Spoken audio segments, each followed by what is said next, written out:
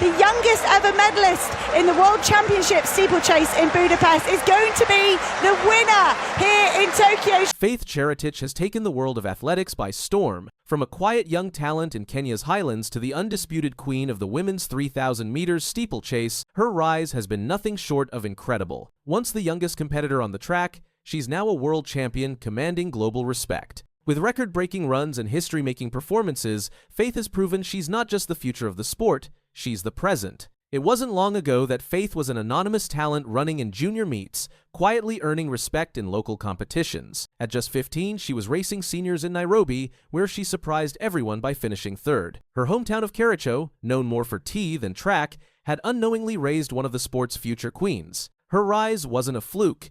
It was built on relentless training, sharp discipline, and the courage to challenge legends. By 17, Cherotich had already made waves at the World U20 Championships. She claimed bronze in Nairobi 2021 and returned the following year to upgrade to gold in Cali 2022.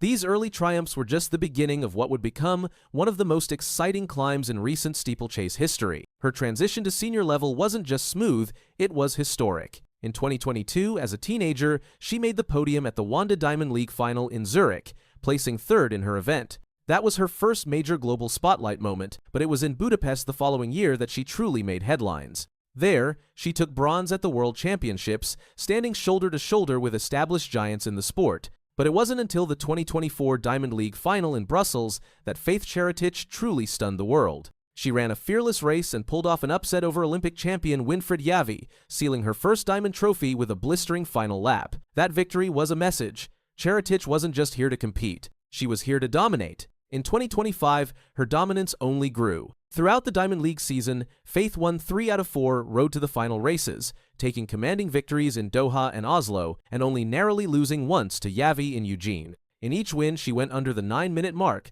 showcasing her consistency and speed. Her Oslo win came with a meeting record of 9:2:60, and in Paris, she posted a personal best of 8:53:37. All this momentum led to a highly anticipated rematch with Yavi at the Diamond League final in Zurich. Faith did not disappoint. She stormed to victory in 8:57:24, becoming a back-to-back Diamond League champion. With this performance, she not only secured her second diamond trophy, but also earned the Jesse Owens Rising Star Award. This prestigious award, named in honor of the 4-time Olympic gold medalist and presented by the Owens family and the Diamond League, recognized Faith as the best under 2-3 female athlete at the finals. Alongside Botswana's Letsile Tebogo, the male winner, Cherotich stood as a beacon of the sport's future. But the biggest moment of her career came in Tokyo at the 2025 World Athletics Championships. In a packed Japan National Stadium, she ran the race of her life. Staying just behind Yavi for most of the event, she launched a decisive move at the final water jump. While Yavi faltered slightly, Cherotich powered ahead, crossing the line in a championship record time of 8:51:59. It was a performance that captured everything about her rise: strategy, endurance, and a killer final kick. In the last 400 meters, I said, "This is my moment," she said after the race. "I believed in myself, and it paid off." That Tokyo gold wasn't just a personal win, it was symbolic. I'm so happy, I'm so great to be a world champion. I'm so happy. It's my first time to be a world champion. Last time I was a bronze medalist in the World Championship. Faith became the new face of a race long dominated by Kenyan-born athletes. She had now beaten the 2 most recent Olympic champions, Yavi and Uganda's Peruth Chemutai, and solidified her place as the woman to beat. Yavi, for her part, showed class in defeat, acknowledging that she couldn't hold Cherotich's speed in the final stretch. "In the last 200 meters, I was still strong, but I couldn't hold the speed," she said. "I'm still young. There are more titles ahead." Behind them, 20-year-old Ethiopian Sembo Almayu took bronze with a personal best of 8:58:86, and Tunisia's Marwa Bouzayani broke her national record with 9:1:46.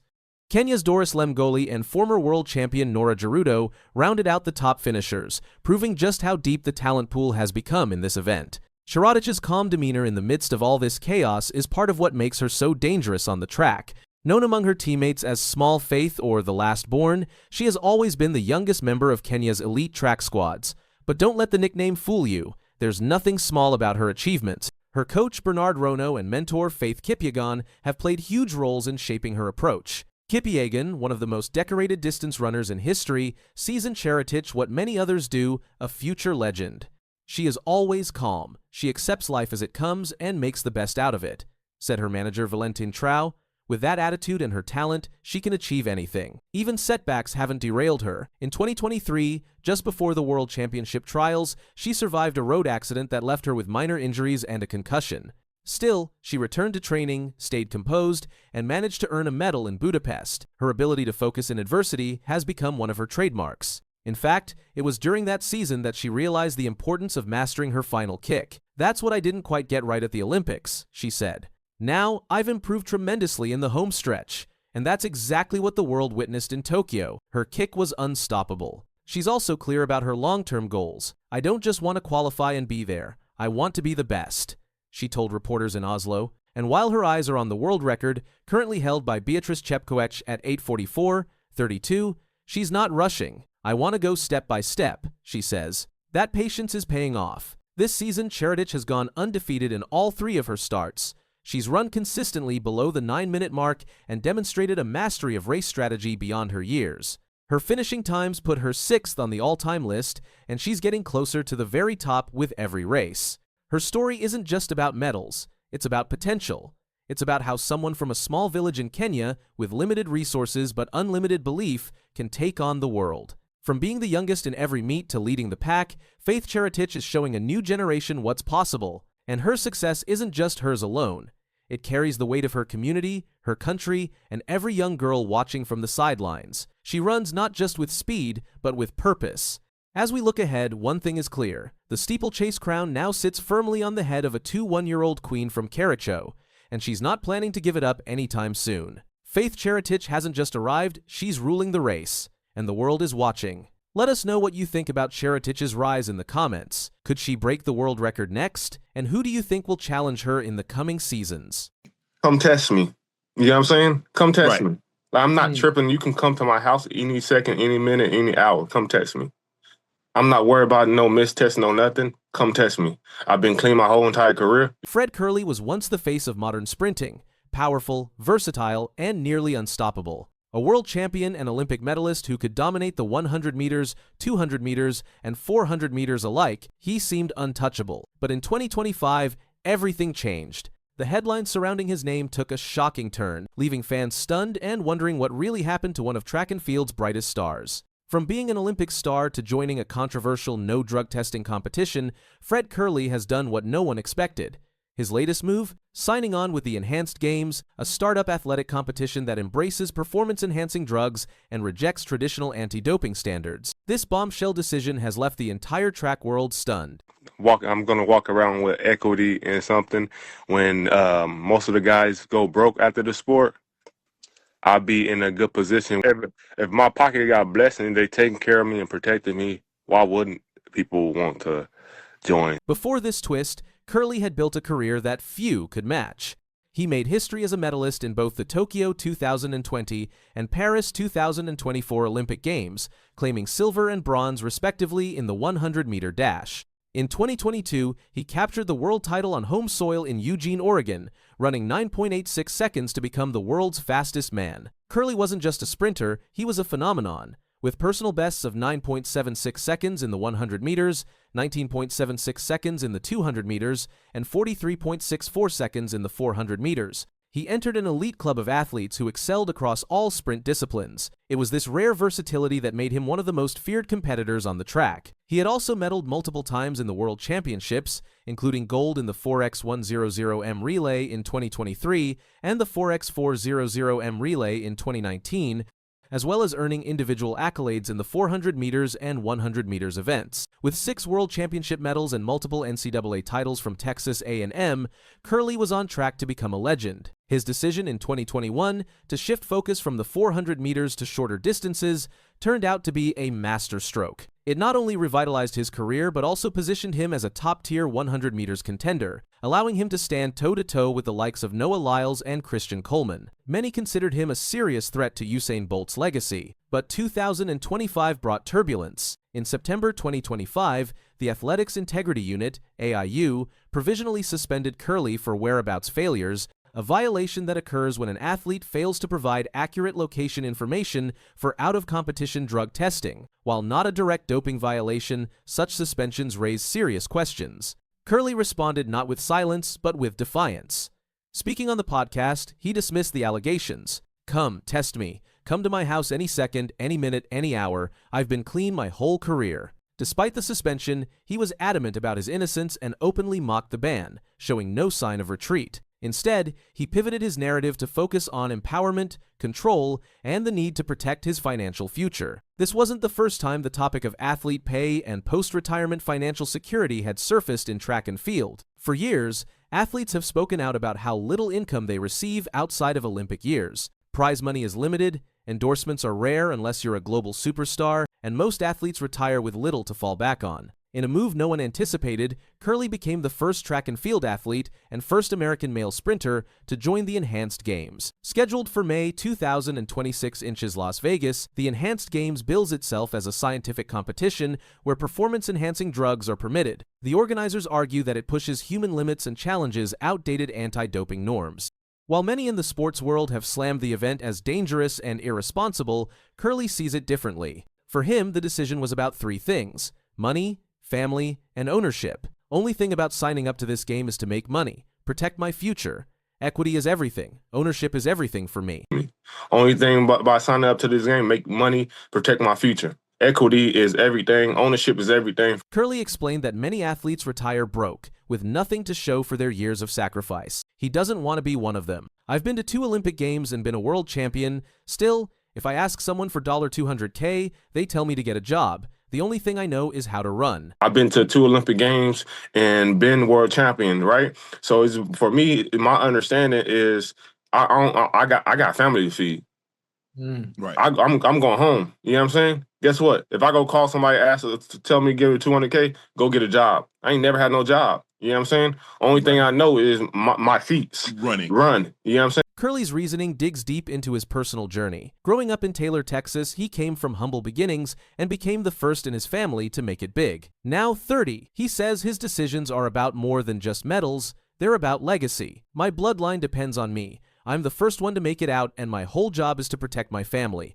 If I make $100 million, I'm going to keep making $100 million." He also believes the Enhanced Games finally offer what mainstream athletics has failed to deliver: real financial opportunities. Each event at the Enhanced Games is expected to offer up to $500,000 in prize money. Winners will take home $250,000, and every participant will receive appearance fees. But Curley's ambition goes beyond prize money. Curley isn't just running for dollars, he has his eyes on the most sacred record in sprinting: Usain Bolt's 9.58-second world record in the 100 meters. Curley claims he plans to run 9.42 seconds at the Enhanced Games, a time that would shatter the current world best. If successful, Curley will reportedly receive a $1 million bonus from Enhanced Games founder Aaron D'Souza. The announcement has sparked intense debate. Is this the future of sprinting or the downfall of its integrity? Critics argue that without drug testing, any record set under the Enhanced Games will be forever tainted. But supporters claim it levels the playing field and allows athletes to pursue new heights without fear of bureaucratic setbacks. Curley's decision has caused major ripples across the athletics community. Many fans are shocked, some are angry, others are quietly curious. The World Anti-Doping Agency, WADA, has fiercely opposed the Enhanced Games, labeling them irresponsible and dangerous. World Athletics President Sebastian Coe has warned that athletes who participate may face lifetime bans from traditional competitions. Meanwhile, the Enhanced Games is growing in popularity. Curley joins Olympic silver medalist swimmer Ben Proud and other athletes disillusioned by the current system. Enhanced Games CEO Maximilian Martin praised Curley's involvement. "Fred's choice to compete with us not only demonstrates our goal of hosting the most exciting athletic competitions out there, but also solidifies the growing appeal of the Enhanced Games as the future of elite sporting competition. And they're not stopping there. The organizers have launched an $800 million antitrust lawsuit against WADA and USA Swimming, alleging efforts to destroy their league. This aggressive legal action shows just how high the stakes are. The Enhanced Games isn't just a rogue league, it's a direct challenge to the current sports hierarchy. Fred Curley's journey forces us to confront a larger question: what do we really want from our athletes? Do we want purity, compliance, and tradition, or do we want performance, innovation, and personal agency? Curley is gambling that the future of sports lies in breaking boundaries, not upholding old ones. He may have lost standing in the eyes of traditional institutions, but he's gained a new kind of power, the freedom to choose his path, to speak boldly, and to run on his terms. Whatever you think of his choices, one thing is clear. Fred Curley hasn't faded into the background. He's rewriting his story, and in doing so, he's rewriting the rules of track and field itself. Whether this chapter ends in triumph or controversy, the world will be watching. Because love him or hate him, Fred Curley is running into history, one headline at a time. Sha'Carri Richardson, but it doesn't matter as she starts to wind up. Tamara Davis on the inside, but Sha'Carri looks over 1080. Sha'Carri Richardson stood on stage at a press conference. She had just won the World Championship in Tokyo. Everyone expected her to talk about defending her title. Then she revealed a new role nobody saw coming. The fastest woman in the world was no longer just an athlete. Sha'Carri Richardson joined the Athlos Track and Field League as a founding owner advisor in May 2025. The announcement came from Athlos founder Alexis Ohanian on Thursday, the 29th of May 2025. Richardson becomes one of 3 athletes holding ownership stakes and advisory roles in the new team-based women's track league set to debut in 2026. Fellow sprinter Gabby Thomas and long jumper Tara Davis Woodhall also became owner advisors of the league. The trio represents Olympic medal winners and world champions who will shape the league's future while maintaining their competitive careers. The move transforms Richardson from athlete to power player in professional track and field. Ohanian, the Reddit co-founder, created Athlos to provide better compensation and opportunities for female track athletes. He also holds ownership stakes in women's soccer teams, Angel City and Chelsea, and is married to tennis legend Serena Williams. His investment portfolio demonstrates commitment to women's sports. Ohanian stated, "Gabby, Sha'Carri, and Tara represent a new generation of athletes who have put this sport on their shoulders and deserve to be compensated for being the standard bearers. We were focused on bringing them into the league as founding owners to ensure we're building a league that our athletes will love." Richardson told ESPN, "I take pride in doing what is right for people. Joining Athlos as an advisor owner gives me the opportunity to create something that genuinely empowers people both on and off the track." The statement reflected her vision for athlete empowerment beyond competition. The equity amount each athlete holds was not disclosed. However, Athlos CMO Kayla Green explained the decision to include athletes as owners. "We're really at that stage of taking those steps to make sure that as we're building this vision and the details around the vision, that we're doing it with the athletes at the center," she said in a phone interview. The first Athlos event took place in September 2024 in New York City and featured 35 athletes. The prize purse totaled $500,000, with 10% of proceeds distributed to athletes. The inaugural event attracted 3 million viewers across YouTube, ESPN+, ESPN2, DAZN, and Twitter divided by X. The attendance and viewership demonstrated demand for women's track competition. A second standalone event occurred at New York's Icon Stadium on the 10th of October 2025, before the new league format launches. The 2025 event featured 42 women competing across 6 track events and 1 field event. Winners received $60,000 in prize money, plus Tiffany & Co. crowns. Athletes were paid instantly via Cash App while speaking to media, contrasting sharply with payment delays at rival competitions. The 2026 Athlos League will operate as a team-based model debuting after the World Athletics season concludes. The league will feature multiple meets hosted in major cities, culminating in a final championship event at season's end. The structure differs from traditional track meets by creating team competition and season-long narrative. Richardson did not compete at the October 2025 Athlos event despite her ownership role. She announced on Instagram that she would attend for fan meet and greet activities instead. "Although I'm not running, I'm definitely showing up for our track fans. I'll meet you at the Fan Zone Plaza for what will be an epic night of women dominating the track. See you there," Richardson posted. Richardson appeared at the Times Square long jump qualifying event on the 9th of October 2025, the night before the main stadium competition.